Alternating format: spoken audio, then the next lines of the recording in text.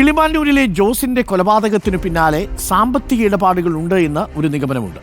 മകന്റെ പഠനത്തിന് ജോസ് കൈമാറിയ പണം ഡോക്ടർ നിയാസ് മെഡിക്കൽ കോളേജിൽ അടച്ചില്ലെന്നാണ് പ്രജിൻ പറയുന്നത്. പ്രജിന്റെയും ജോസിന്റെയും ശബ്ദരേഖ റിപ്പോർട്ടറിന് ലഭിച്ചു. ആദ്യം നമുക്ക് ഈ ശബ്ദരേഖയൊന്ന് കേൾക്കാം.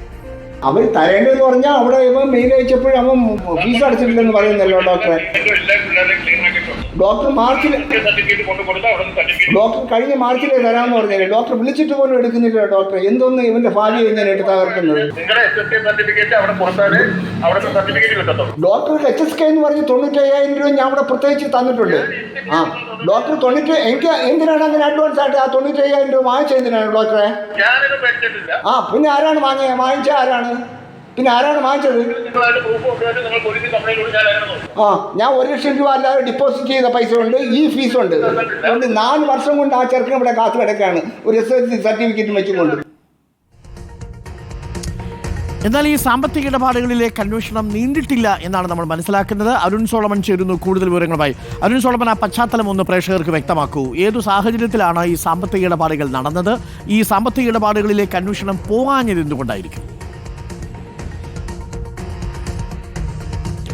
അരുൺ, ഈ പ്രജിൻ 2014 ചൈനയിലെ വുഹാൻ സിറ്റിയിൽ മെഡിക്കൽ പഠനത്തിനായിട്ട് പോകുന്നത്. ഏറ്റവും ഒടുവിൽ ഈ കുടുംബം ഇത്തരത്തിലൊരു സാമ്പത്തിക പ്രതിസന്ധിയിലേക്ക് കടന്നുപോയത് കോവിഡ് കാലത്താണ്. കോവിഡ് കാലമായപ്പോൾ പ്രജിൻ പഠനം പാതി വഴിയിൽ ഉപേക്ഷിച്ച് തിരിച്ച് നാട്ടിലേക്ക് മടങ്ങി വരേണ്ടെന്ന ഒരു സാഹചര്യം ഉണ്ടായിരുന്നു. ഈ ഘട്ടത്തിൽ പരീക്ഷയ്ക്ക് അടക്കേണ്ടുന്ന ഫീസ് ഈ ഏഷ്യൻ എഡ്യൂക്കേഷൻ കൺസൾട്ടൻസിയുടെ ഉടമയായിട്ടുള്ള ഡോക്ടർ നിയാസിന്റെ കൈവശം നേരിട്ടാണ് ഈ പൈസ ഈ കുടുംബം നേരിട്ട് അടയ്ക്കുകയായിരുന്നു. ആദ്യം 4 ലക്ഷം രൂപ അടച്ചു. പിന്നീട് HSKയുടെ ഫീസായിട്ട് 95,000 രൂപ ഈ പ്രജിന്റെ അച്ഛൻ ജോസ് എറണാകുളത്തുള്ള ഈ കൊച്ചിയിലെ ഓഫീസിൽ നേരിട്ടാണ് അടച്ചത്. പക്ഷേ ഈ ഫീസ് മെഡിക്കൽ കോളേജിലേക്ക് കൈമാറിയില്ല എന്നുള്ളതാണ് ഏറ്റവും ഒടുവിൽ പ്രജിൻ മെഡിക്കൽ കോളേജിൽ അയച്ച ഇമെയിലിന് മറുപടിയായിട്ട് മെഡിക്കൽ കോളേജ് നൽകിയ മറുപടി അതായിരുന്നു. പ്രധാനമായിട്ടും ഈ പഠനം പൂർത്തിയാക്കി 8ാം വർഷം കോഴ്സ് പൂർത്തിയാക്കിയതിനു ശേഷം ഇദ്ദേഹം 2ാം തവണ എക്സാം എഴുതിയാണ് MBBS പൂർത്തിയാക്കിയത്.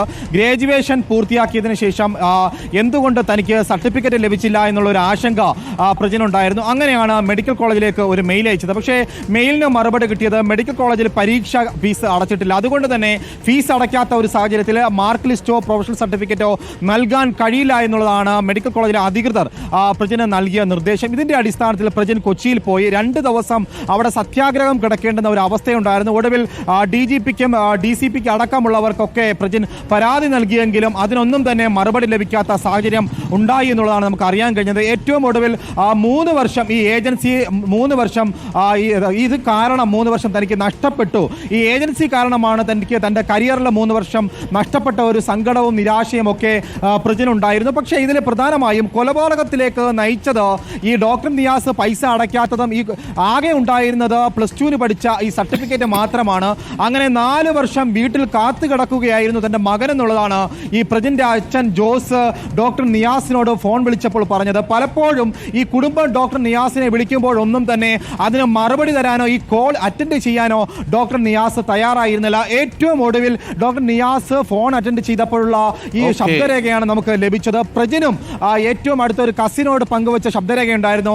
ലണ്ടനിൽ പോയി ജോലി ചെയ്യണമെന്നുള്ളൊരു ആഗ്രഹമൊക്കെ ഉണ്ടായിരുന്നു. പക്ഷേ 27 വയസ്സായിട്ടും കുടുംബത്തെ ആശ്രയിച്ച് ജീവിക്കേണ്ടുന്ന ഒരു ഗതികളിലേക്ക് തനിക്ക് കടന്നു പോകേണ്ടുന്ന ഒരു അവസ്ഥയിലൂടെ പോകേണ്ടെന്ന് വന്നു എന്നുള്ളതും കസിനോട് ഈ പ്രജിൻ പങ്കുവച്ചു. ഈ സാമ്പത്തിക ഇടപാടുകളിലേക്കും അന്വേഷണം പോകേണ്ടതുണ്ട്. ആ സാമ്പത്തിക ഇടപാടും ഈ കൊലപാതകത്തിലേക്ക് നയിച്ചൊരു പ്രധാനപ്പെട്ട കാരണമാണോ എന്നുള്ളതും പോലീസ് അന്വേഷിക്കേണ്ടതുണ്ട്.